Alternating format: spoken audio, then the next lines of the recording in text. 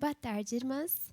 Nós vamos dar início a mais um estudo, mais um momento de comunhão e também de estudo da palavra do Senhor. É muito, muito bom ver o rosto de cada uma aqui.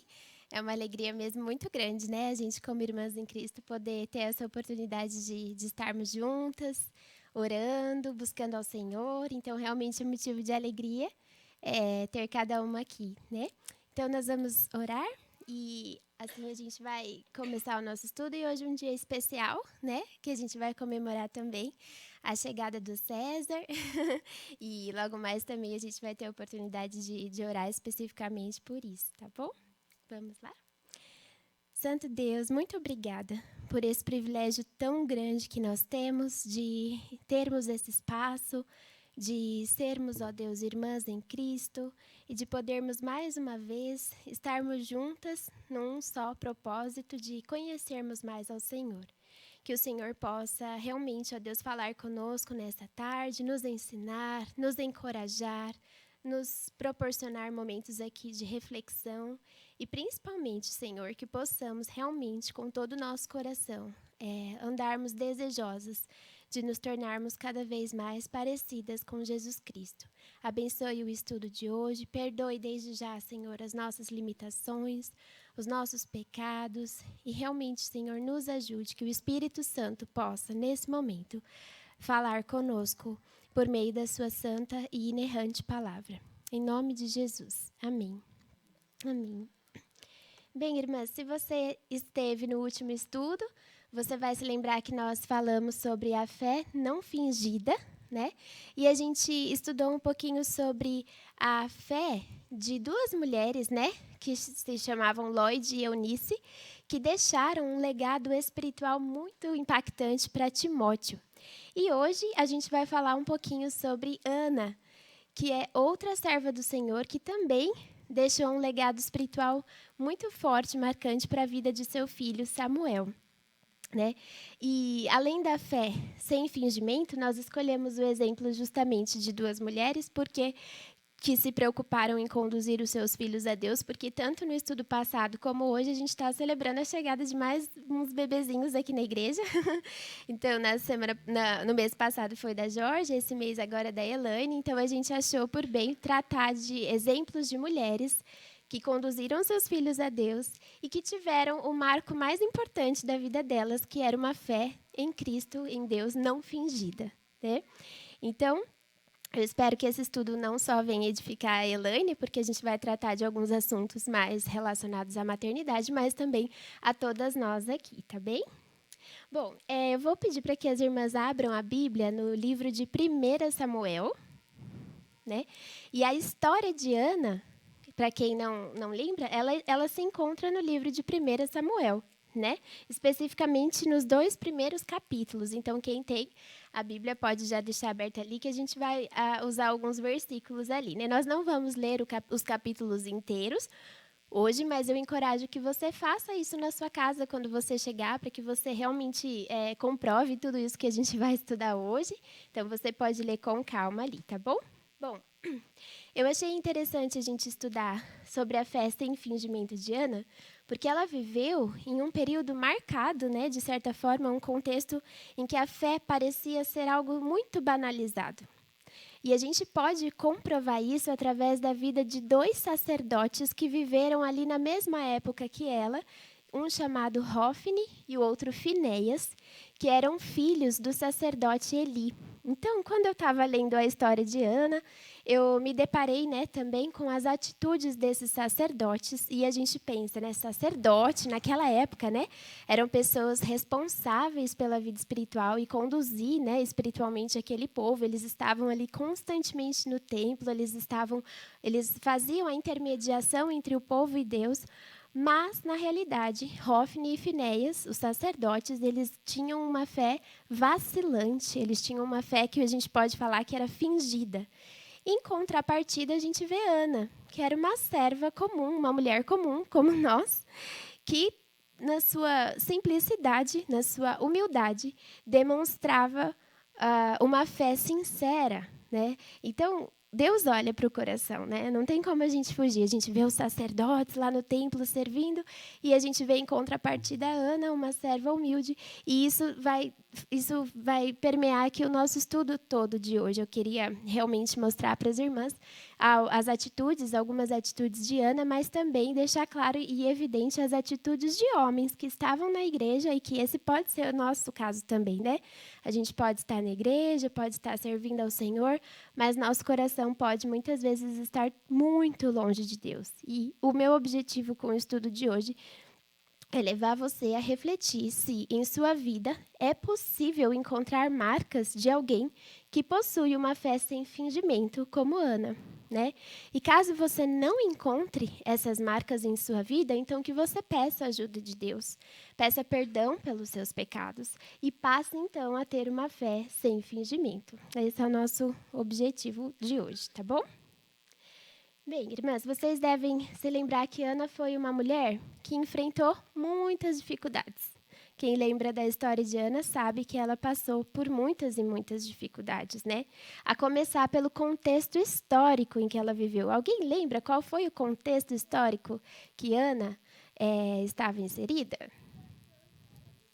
Isso, muito bem, Sandra. Ela viveu na época dos juízes. Quem não se lembra de como foi essa época, depois pode ler o livro de Juízes e vocês vão se deparar com coisas muito pesadas, né? Foi uma época tremendamente difícil. Então a gente já vê a história de Ana com esse olhar também histórico, e a gente pode entender que ela realmente passou por muitas dificuldades, inclusive o contexto histórico, que foi marcado pela promiscuidade, pela inconstância do povo, pelos pecados desenfreados, porque naquela época não havia rei.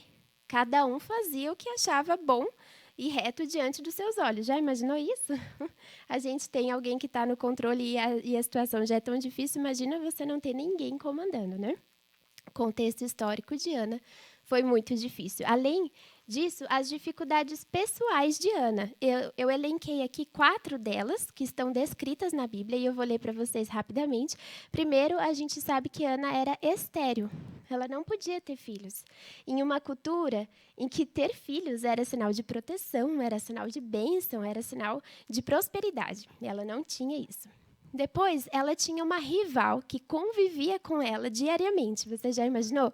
Uma pessoa que te odeia mesmo, vivendo do seu lado dia a dia? E não só isso, a Bíblia diz que ela a provocava, ela irritava excessivamente. Ela vivia irritando a Ana, acho que a função dela era realmente irritar a Ana excessivamente, né? Por causa dela ser estéril, e elas eram... Penina era casada também com o esposo de Ana, né? Que no caso era uma poligamia aqui. A terceira coisa, a Bíblia fala que a ansiedade e a aflição pareciam tomar conta, né, da vida de Ana por todo o contexto, a situação difícil que ela viveu. E em quarto ponto, em determinado momento, a angústia era tanta que ela não tinha nem sequer vontade mais de comer, a Bíblia fala, né, de se alimentar. Vivia com um semblante triste, a sua alma estava amargurada e seu espírito abatido. Essas são expressões literais das Escrituras, né? Mas, diferente do que a gente pode imaginar, né? Antes que a gente saia daqui chorando, desesperada, meu Deus, a gente só está ouvindo desgraça. Mas, antes da gente pensar em ficar triste e se afundar também junto com Ana, vamos lembrar que as dificuldades, as dores, os sofrimentos que Ana enfrentou contribuíram. Todas as coisas contribuem, nem cooperam para o bem.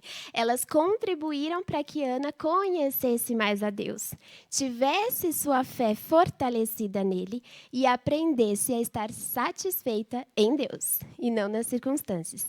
Então, a gente vê um quadro terrível. Mas a gente vê também, por outro lado, uma Ana que aprendeu e que entendeu que todas as coisas contribuíram para que a sua fé fosse fortalecida nele. E é assim que Deus trabalha conosco, né? Então, tem um poema muito bonito que eu queria ler para vocês, que se chama O Divino Tecelão. E diz assim: minha vida é um entrelaçar constante com o meu Senhor. Ele trabalha sem se cansar e escolhe cada cor. Às vezes, a tristeza ele tece, e eu, orgulhoso, esqueço que só o Senhor tudo conhece. Os fios escuros, tão necessários, são quanto os fios dourados e prateados, nas mãos habilidosas do tecelão e no desenho que ele tem planejado. Então, esse poema, ele mostra, né, a realidade que nós vivemos, né? Após a queda de Adão e Eva, a gente não vive mais num jardim, a gente vive na selva. Né? Tem um livro que a Trinitas lançou há pouco tempo, que é justamente esse tema. Ele fala que a gente está na selva, a gente não está mais no jardim. Então, não tem muito como a gente esperar que a gente viva num mundo cor-de-rosa, né? Num mundo colorido o tempo todo.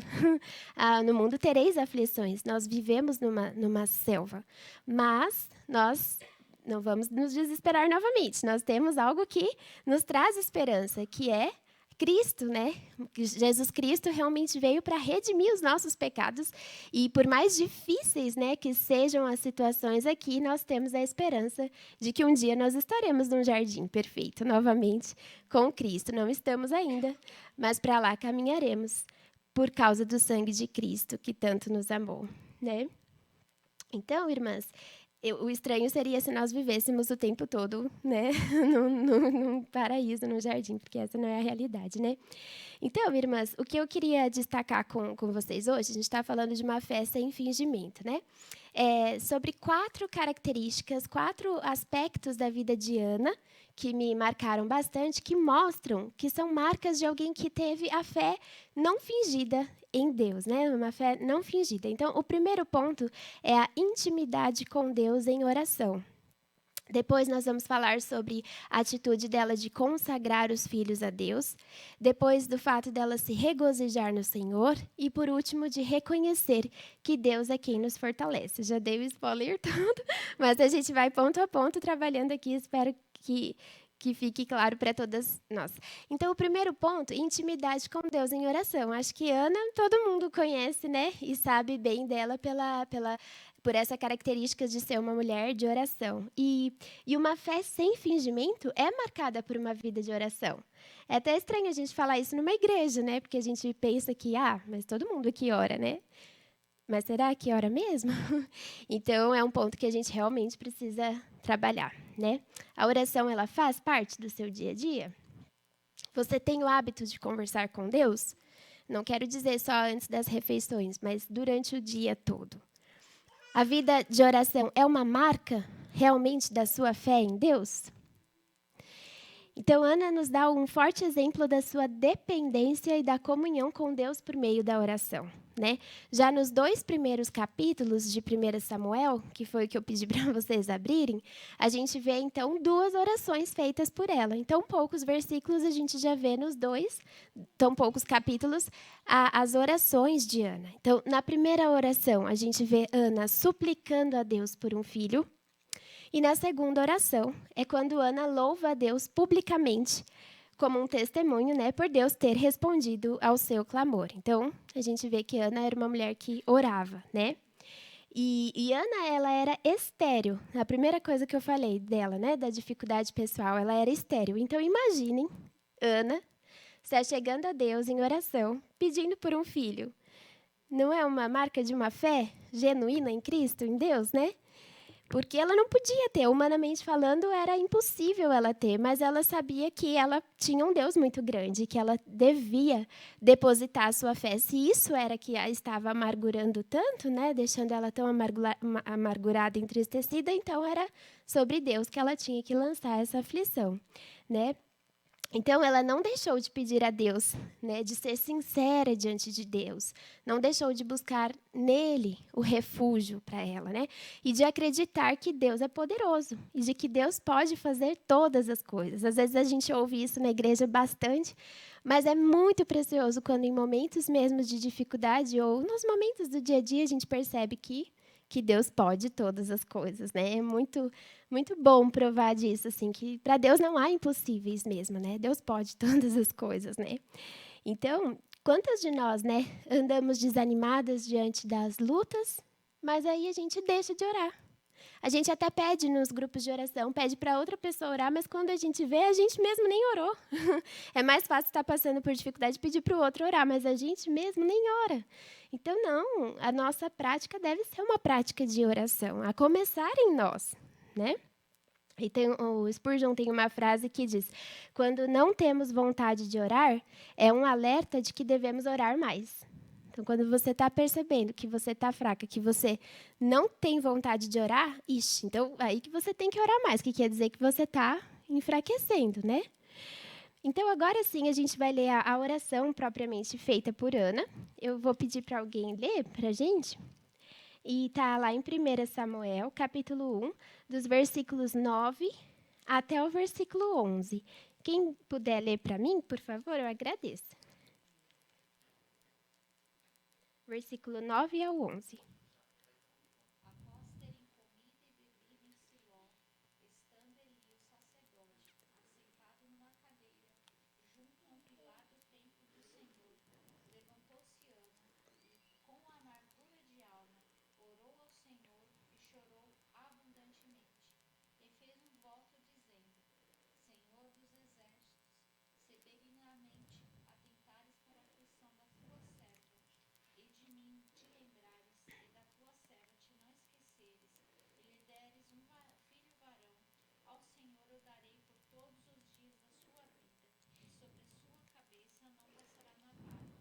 Muito bem.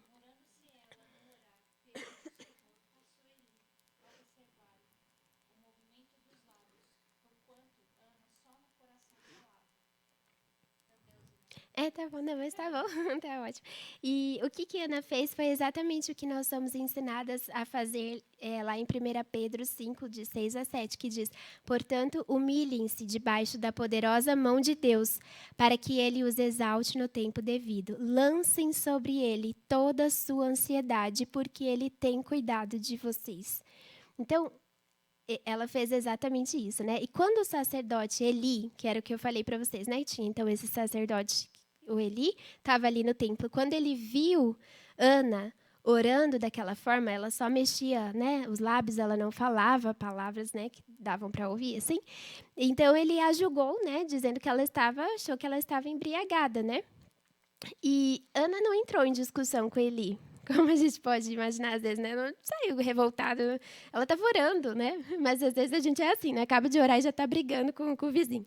Não, Ana estava, assim, se derramando na presença do Senhor. E ela não saiu discutindo com ele, não. Muito pelo contrário, ela até explicou a situação dela. Ela falou que ela estava se esvaziando na presença de Deus. Então, Sandra, você pode ler o 15 para a gente, para ver o que ela respondeu?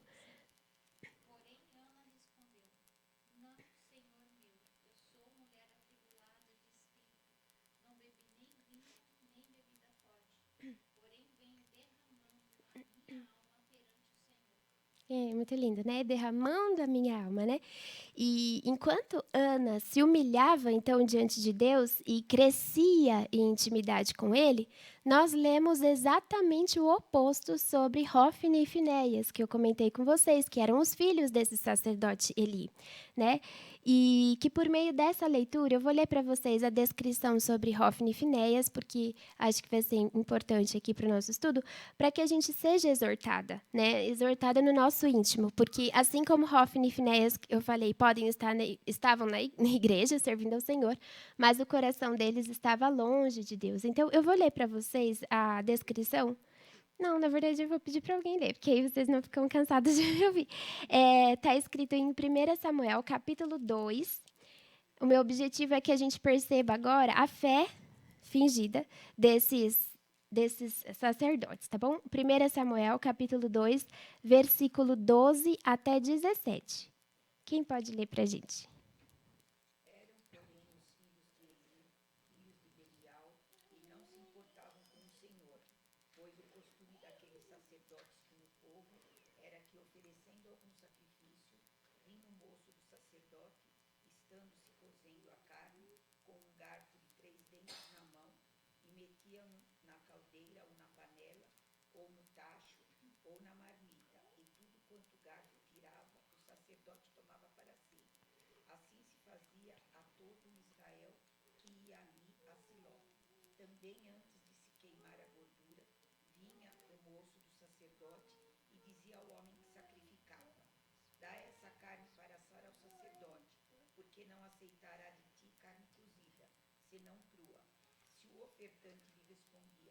queimes primeiro a gordura e depois tomarás quanto quiseres? Então ele lhe dizia: Não, porém hás de matar agora, senão tomá-la-ei à força. Era, pois, muito grande o pecado desses moços perante o Senhor, porquanto eles desprezavam a oferta do Senhor. Muito bem, então eu elenquei aqui algumas atitudes deles, né? Eles não se importavam com o Senhor, é a primeira coisa que fala aí, né? Eles não cumpriam os seus deveres como sacerdote para com o povo. Eles desobedeciam à lei de Deus. O pecado era muito grande à vista do Senhor e eles tratavam com desprezo a oferta do Senhor, né? Ou seja, eles viviam uma vida zombando de Deus. Eles estavam na igreja, mas eles estavam zombando de Deus, né? Fazendo de qualquer jeito. Eles eram responsáveis pela dedicação ali, né, dos holocaustos e tudo mais. E eles faziam como eles queriam, não conforme a lei mandava. E é interessante que a Bíblia fala, né? Deus estava com os olhos sobre eles, né? O pecado desses jovens era muito grande à vista do Senhor. Eles não tinham a dimensão da santidade de quem Deus era. Não tinham a dimensão do temor, a reverência que eles deveriam ter como sacerdotes, mas como pessoas que também conheciam as Escrituras. Eles conheciam, né? Então, irmãs, que a oração, né, a gente viu aqui uma grande diferença, né, entre Ana, que crescia em intimidade com Deus em oração, e vemos o exemplo desses homens que serviam no templo, mas serviam a eles mesmos, né? Então, que a oração, irmãs, seja realmente uma prática diária, constante e consistente em nosso viver, porque essa é uma forma de nos mantermos firmes e de permanecermos nele, né? E a gente realmente precisa ser lembrada constantemente da necessidade de permanecer em Deus, né? Porque as distrações da vida facilmente nos levarão a enfraquecer caso o nosso relacionamento com Deus não for nutrido dia após dia por meio da oração também, né? Então, que nós possamos nos esvaziar, nos humilhar na presença de Deus diariamente, lançando sobre Ele cada uma das nossas ansiedades, sabendo que Ele já tem cuidado de nós, né? Esse versículo é muito lindo porque fala, porque já tem cuidado de nós, Ele sempre cuida de nós, Ele sempre nos dá muito além do que a gente merece, mas a gente ainda assim deve sempre lançar sobre Ele, porque Ele quer cuidar ainda mais da gente, né? E agora falando especificamente com a Elaine, né? Com a chegada do César, não deixe, né, que a rotina, as distrações da vida a façam parar de orar ou simplesmente esfriar o seu momento né, com Deus em oração, porque a gente sabe que a chegada de um bebê é tudo muita novidade, mas é aí que a gente precisa orar ainda mais, né, para que Deus nos dê sabedoria e nos dê mais intimidade com Deus, porque tem uma vida ali agora, né, nas suas mãos, dada por Deus para você conduzir também. Então, não deixe que as distrações do dia a dia com a chegada do César tomem a tal ponto que você esfrie a sua intimidade com Deus em oração, né? Vamos orar sem cessar. O segundo ponto é de uma fé sem fingimento, é essa atitude de Ana de consagrar os filhos a Deus.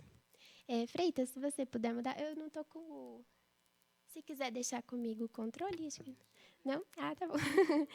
Então, uma outra lição então, que a gente aprende com Ana é o fato dela entender, né, que a melhor coisa que ela podia oferecer para o seu filho, se ela tivesse, né, era de querer consagrá-lo a Deus. E aqui cabe uma pergunta para nós, né? Qual é a nossa maior motivação daquelas que ainda querem ter filhos, né? Ao querer ter filhos, né? Ana não pediu um filho para ela para que ela se tornasse uma mulher feliz, ou para que ela desse o troco em Penina, que ficava atormentando ela, né? Ou pelo simples prazer dela ser mãe. Não. Ela pede, ela faz um voto e ela fala para Deus que se Deus a desse, ela ia devolvê-lo ao Senhor. Olha que desprendimento. Eu estou pedindo algo para mim, mas eu sei que não é meu. E nem quero para mim. Eu já estou pedindo, mas antecipadamente ela já estava orando, querendo devolvê-lo ao Senhor, consagrá-lo ao Senhor, né? E isso a gente lê em 1 Samuel 1:11. Agora eu vou pedir para outra pessoa ler para a gente, por favor. 1 Samuel 1, versículo 11.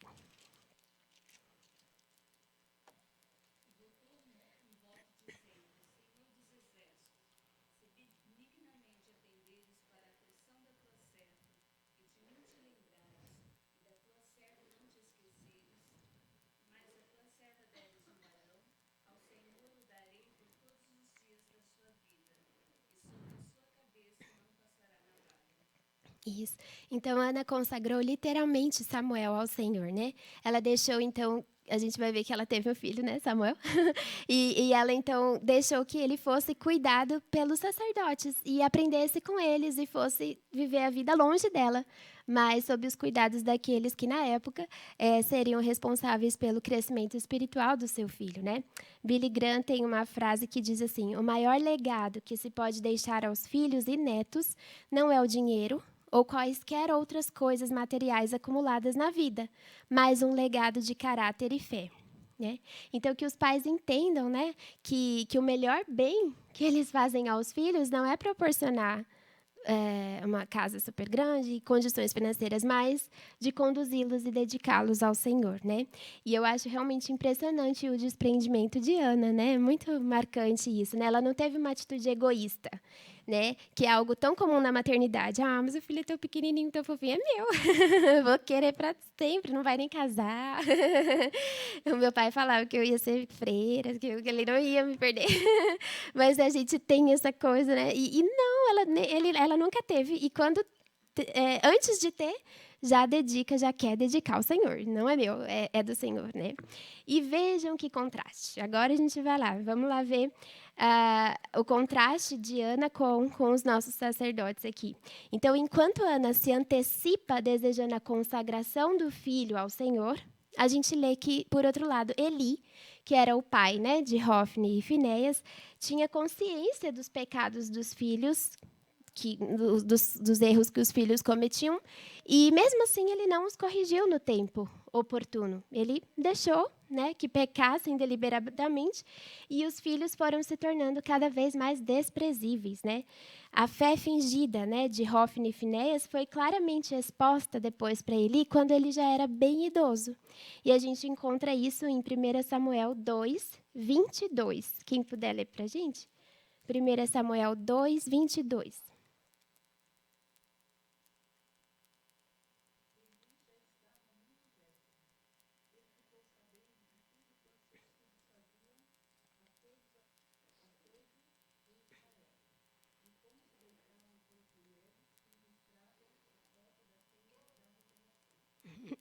Isso.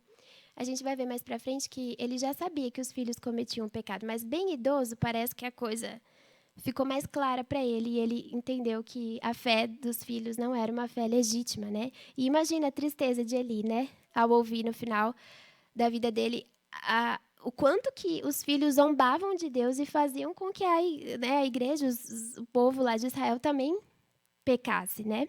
E aí no versículo 29 do capítulo 2, a gente vai ler que Deus mandou um homem, que não é citado o nome dele, é um homem que a gente nem sabe quem é, falar diretamente com Eli, exortar Eli. E olha só, que dentre as coisas mencionadas está o fato de Eli, ao longo da vida toda, ter honrado mais os filhos do que honrado o próprio Deus. Esse foi o ponto aqui. Então, esse homem, da parte de Deus, chegou a exortar Eli, dizendo: Eli, o problema foi que você honrou mais os seus filhos, ou seja, não os corrigiu quando deveria. Honrou, então, de certa forma, mais os seus filhos do que honrou a Deus, né? Porque quem ama, corrige, né? E ele não corrigiu. E a gente vê, então, ali no 29, olha só que palavras duras ditas para Eli. Se alguém puder ler, 1 Samuel 2, 29.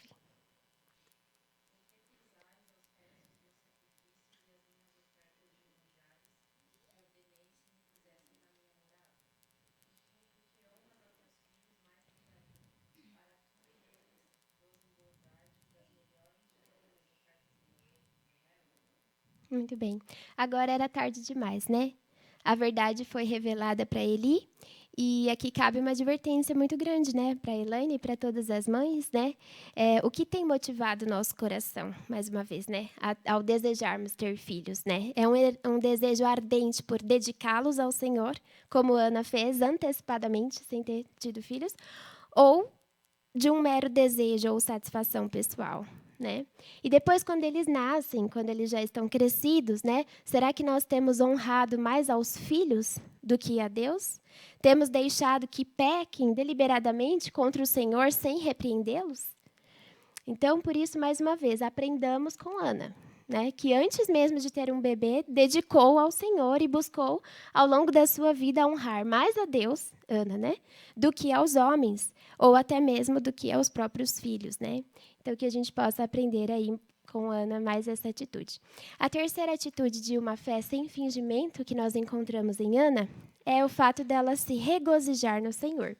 Freitas, se puder mudar, por favor. Então, por que regozijar-se no Senhor é uma marca de uma fé sem fingimento, né?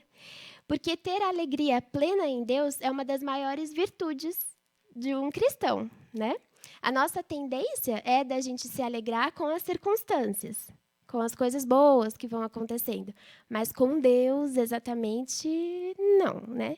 Então, quando as circunstâncias não são favoráveis, aí a gente se alegra em Deus, né? Mas quando as tribulações chegam, quando as dificuldades chegam, aí a gente vê se a gente se alegra mesmo em Deus ou não, né? E aqui está mais um alerta para nós, né? Que a nossa alegria não seja baseada nas circunstâncias da nossa vida, né? Que a nossa alegria em Deus seja o resultado simplesmente da nossa fé e da nossa confiança de saber quem Ele é e que Ele faz o que lhe agrada, né? A fé, então, sem fingimento, ela é marcada por um coração que se regozija em Deus, que aprende a estar contente nele e fazer dele a sua única fonte de alegria e satisfação, né? Então, depois de orar, Ana suplicou a Deus por um filho, como a gente viu, e aí aconteceu uma coisa. Qual foi a reação dela logo em seguida de ter orado e de ter tido aquela conversa com o sacerdote Eli? Vamos ver. Ali em 1 Samuel 1:18, é só um versículo. Vamos ver o que Ana fez depois que orou. Quem puder ler para a gente, pode ler. Versículo 18, capítulo 1.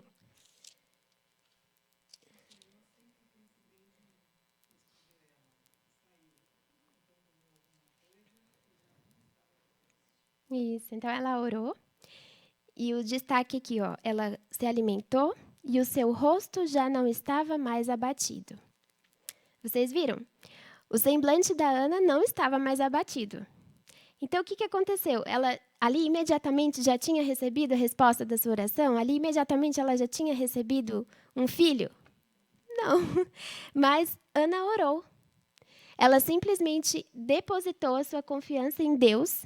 E aí, então, ela teve o seu semblante transformado, né? E isso é um grande desafio também para nós, né? Aprender a sorrir diante do futuro, sem saber o que o futuro nos trará, né? Sem saber se Deus vai responder favoravelmente ou não a nossa oração, mas é confiar, é sorrir, é mudar o semblante. Eu não sou mais amargurada, entristecida, porque eu lancei sobre Deus as minhas aflições. Quem sou eu para ficar andando abatida? Né? E é justamente essa característica da mulher de Provérbios 31. Lá em Provérbios 31, no versículo 25, fala assim: reveste-se de força e dignidade, sorri diante do futuro. Então, não é que ela sorri à toa, mas é porque ela confia em Deus. Ela sabe que Deus está no controle de todas as coisas, né? Alegrar-se em Deus e não nas circunstâncias tem sido uma marca na sua vida de fé e caminhada com Deus? E mais para frente, lá no capítulo 2 também, a outra oração de Ana, então a gente viu que ela orou e o semblante mudou. Então isso já mostra que ela já estava se alegrando no Senhor. Mas depois, quando ela foi testemunhar essa bênção lá no templo, a primeira coisa que ela fala é justamente isso, que a alegria dela estava no Senhor.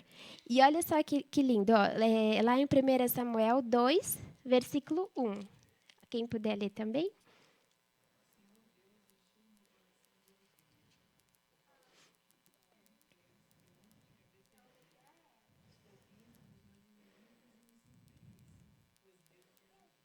Muito bem. A minha versão é: o meu coração se regozija no Senhor.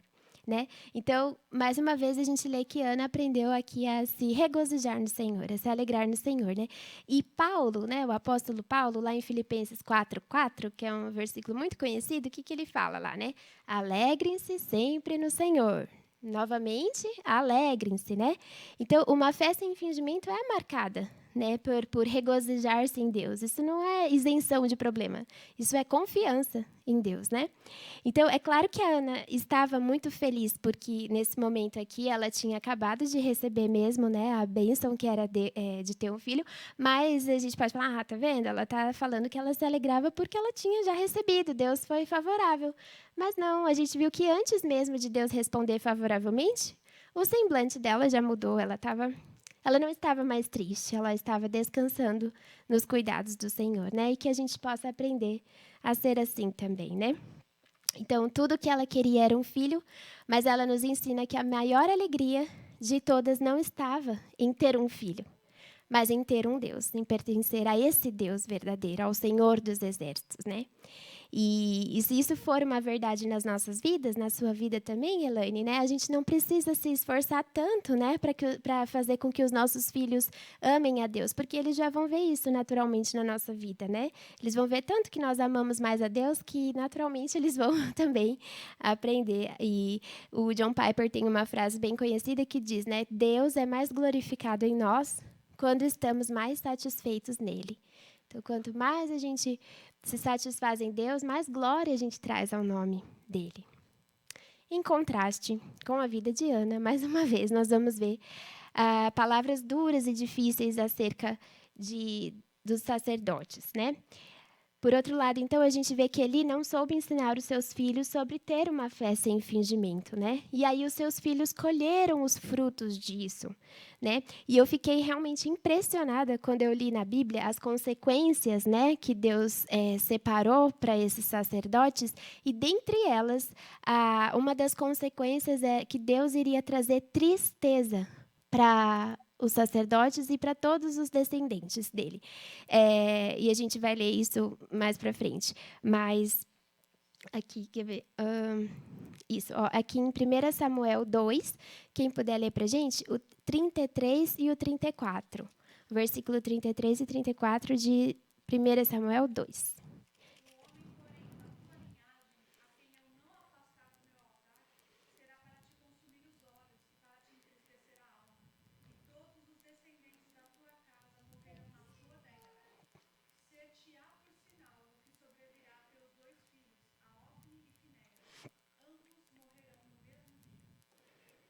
Muito bem, então o que a Escritura diz, né? Todo descendente seu que eu não eliminar de meu altar será poupado apenas para lhe consumir os olhos com lágrimas e para lhe entristecer o coração. Então Deus iria punir Hofni e Finéias, a gente vai ver que eles vão ser mortos, ele também. E os poucos descendentes dessa linhagem seriam para trazer tristeza aos familiares, né? Então, olha que contraste, né? Tão grande com a vida de Ana, né? Que aprendeu a confiar e descansar em Deus e colheu os frutos disso, né? De uma paz genuína, de uma alegria, de um regozijo no Senhor. Enquanto, por outro lado, a gente vê esses sacerdotes colhendo as consequências dos erros deles, sofrendo, entristecendo-se ao longo de toda a vida, né? Os poucos que sobraram foram motivo de tristeza, não de bênção, né? Então, nós não temos motivos, né, para nós não nos alegrarmos em Deus, né? Além da salvação, Ele ainda nos concede diariamente muitas bênçãos e livramentos, né? Mimos, cuidados, tantas coisas que Deus nos dá, né? A gente fica, mas por que eu vou me alegrar no Senhor? Nossa, nós temos muitos motivos para nos alegrarmos no Senhor, em especial e a salvação que temos nele, né? E se você está aqui e você ainda não conhece Jesus Cristo, depois você pode vir conversar comigo e eu posso mostrar para você algumas coisas sobre o que a Escritura fala sobre isso, né? Nós somos extremamente devedoras, na verdade, a Deus, por tanta graça, por tanta bondade, por tanto cuidado dele por nós, não há motivo para vivermos entristecidas, né? Em gratidão a Deus por isso, venhamos a nos alegrar nele e somente nele, e não nas circunstâncias. E o último ponto que a gente vai ver é que Ana aprendeu a reconhecer que é Deus quem a fortalecia. E essa também é uma marca de uma fé sem fingimento. Alguém que entende que a força pertence ao Senhor e não a ela mesma. Olha só. E aí eu quis quero fazer mais uma pergunta, assim, antes de entrar no tema aqui. Qual é a relação, né, que a gente vê de uma fé sem fingimento e o reconhecimento de que é Deus quem nos fortalece? Que tem a ver uma coisa com a outra, né? Então, hoje em dia, o que a gente mais ouve falar, né, principalmente num público como esse feminino, é sobre a força feminina, o empoderamento, né? Nós podemos, né? E nós ouvimos dizer que a gente deve buscar a força em nós mesmas. Você tem aí dentro de você uma força que, que vai te levar muito longe. Você consegue, você pode, né? E quando a gente lê as declarações feitas por Ana, né? A gente reconhecendo que a força dela está exaltada em Deus, a gente entende que ela está reconhecendo que só Deus, e somente Deus pode conceder força, onde só havia fraqueza. Só havia fraqueza em Ana, só havia fraqueza, mas Deus a fortaleceu. Foi Deus quem fez isso por ela. E nada podemos fazer sem Deus, né? Se Deus não permitir, nós não somos nada e não conseguimos nada. Isso precisa ficar claro para quem é cristão, né? Então, que a gente possa reconhecer, né, que Deus nos fortalece é uma questão de uma fé genuína mesmo, né, porque vai exatamente contra o pensamento pagão de que existe uma força em nós mesmos, né. Então, o homem sem Deus, ele se acha autossuficiente, né.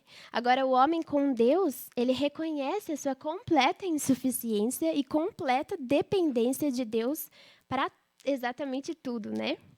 Então, Ana conhecia muito bem as suas fraquezas. Ela sabia as suas limitações, seus pecados, né?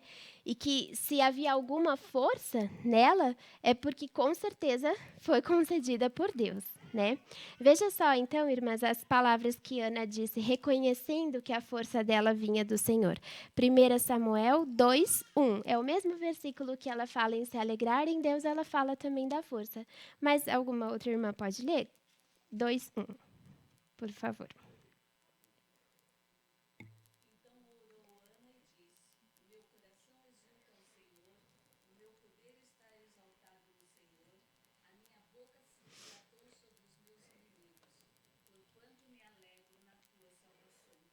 Muito bem. Raquel, você pode ler também o versículo 4, por favor?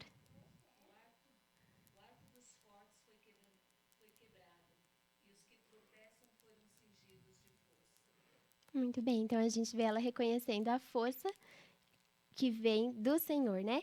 E já que a gente está falando de força, mais uma vez eu queria citar o Provérbios 31, que fala sobre a mulher. Quando a gente lê Provérbios 31, a mulher virtuosa, essa palavra, na verdade, virtuosa, está muito mais relacionada à força do que propriamente a virtudes, né?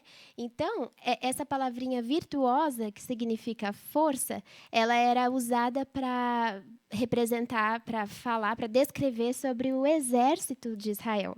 Então, nas passagens em que a gente lê falando sobre o exército de Israel, a gente vê essa palavra também, que é a mesma usada aqui para virtuosa. Então, é uma mulher de força. Mas não confundam com a força de hoje, que se dizem hoje. É uma força que reconhece que, por exemplo, eu coloquei, né, o êxito do exército não está propriamente na sua habilidade ou nas armas que eles usam, mas na permissão do comandante, do Senhor dos Exércitos. Então, se o Senhor dos Exércitos quiser dar a vitória, quiser fortalecer esse exército, ele vai adiante. Ele vai conceder a vitória, né? Então, essa força é uma força completamente dependente do Senhor, quem alista o exército. Então, assim, interessante, né, ver que realmente a mulher de Provérbios 31, as declarações ali mostram muito a força que ela tem. Ela acorda cedo, ela prepara as coisas e tudo mais, mas tudo na dependência do Senhor dos Exércitos, né? E que assim seja conosco também, né? Que a gente possa reconhecer que a nossa força, a nossa habilidade, a capacidade que nós temos, só temos pela permissão do Senhor e na dependência dele, né? Então, eu gostaria de ler com as irmãs apenas mais 4 versículos que falam sobre a força que Deus nos dá. São versículos bem conhecidos, mas para a gente lembrar, né, que é Deus quem nos fortalece. Além de Ana, outras pessoas da Bíblia chegaram a essa conclusão e nós também chegamos. Isaías 40:31 diz assim: mas os que esperam no Senhor renovam as suas forças, sobem como asas, com asas como águias, correm e não se cansam, caminham e não se fatigam. Outra passagem também em Isaías 41, versículo 10, diz assim, agora é Deus dizendo para a gente, ó, não temas, porque eu sou contigo. Não te assombres, porque eu sou o teu Deus. Eu te fortaleço e te ajudo e te sustento com a minha destra fiel. Palavras que nos animam muito. E, por fim, 2 Samuel 22, 33, aqui o próprio Davi declarando ali, né, no livro de 2 Samuel também, falando assim, ó, Deus quem me reveste de força e torna perfeito o meu caminho. Deus quem me reveste de força, né? Então, a última citação é a de Filipenses 4, de 12 a 13, que o apóstolo Paulo ele vai explicar que ele aprendeu, né, a viver contente, a gente sabe, né, em toda e qualquer circunstância, mas por quê? Porque Deus o fortalecia. Às vezes a gente esquece desse ponto. Então, ele só vive contente, ele só vive conseguindo, né, lidar com as situações porque ele tem alguém que estava fortalecendo, senão ele ia esmorecer, ele ia enfraquecer. Olha o que diz. Sei o que é passar por necessidade e sei o que é ter fartura. Aprendi o segredo de viver contente em toda e qualquer situação, seja bem alimentado, seja com fome, tendo muito ou passado necessidade, tudo posso naquele que me fortalece. Um versículo tão conhecido, mas muito pertinente aqui, lembrar que tudo posso naquele que me fortalece, né? Então, assim como outros servos do Senhor, Ana também pôde testemunhar momentos de grande fraqueza em sua vida, mas eles foram fundamentais para que ela pudesse enxergar com mais nitidez que só Deus podia fortalecê-la. Você já passou por isso? Uma situação onde você se sentiu extremamente enfraquecida e então você vê Deus renovando as suas forças e vê Deus te mantendo em pé mesmo em meio às circunstâncias difíceis? Então, se temos fé em Cristo, devemos lembrar que jamais nós vamos encontrar forças em nós mesmas para lutar com essas fraquezas, mas Deus pode nos fortalecer. E isso é um grande alívio e um grande encorajamento para todas nós, né? Então, ao sentir-se enfraquecida, corra para Deus, não tenha dúvida. Vá, corra para Deus e lembre-se que Ele nunca dará algo além do que você pode suportar. É o que a gente lê nas Escrituras. Nada que a gente passa vai ser além daquilo que a gente consegue suportar, né? Deus é a sua fortaleza. E que assim como Ana, a gente possa aprender a dizer, no Senhor, minha força é exaltada. Contrastando com a postura de Ana, a gente vê que Hófni e Finéias, aqueles sacerdotes, eles se orgulhavam justamente na força do braço deles. Eles se orgulhavam em fazer aquelas ofertas, em fazer as coisas, os rituais e todas as coisas ali no templo de acordo com o que eles achavam melhor, de acordo com a própria força deles. E foi justamente nesse ponto também, além da tristeza de coração, foi na força deles que Deus atingiu. Olha só, que interessante. Samuel 2, versículo 31. Se outra pessoa puder ler, eu agradeço também.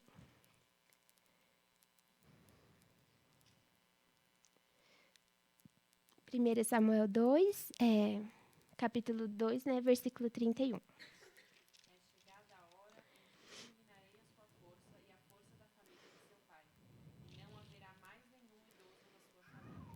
Olha só, é chegada a hora em que eliminarei a sua força e a força da família do seu pai. Justamente a força que eles se orgulhavam de ter foi tirada, simplesmente tirada, né? Então, enquanto Deus fortalecia Ana, olha só o contraste, Deus estava fortalecendo Ana, que se humilhava diante dele, que se entregou diante do Senhor. Por outro lado, a gente vê Deus podando a força daqueles sacerdotes que zombavam dele, né? Que tinham uma fé fingida.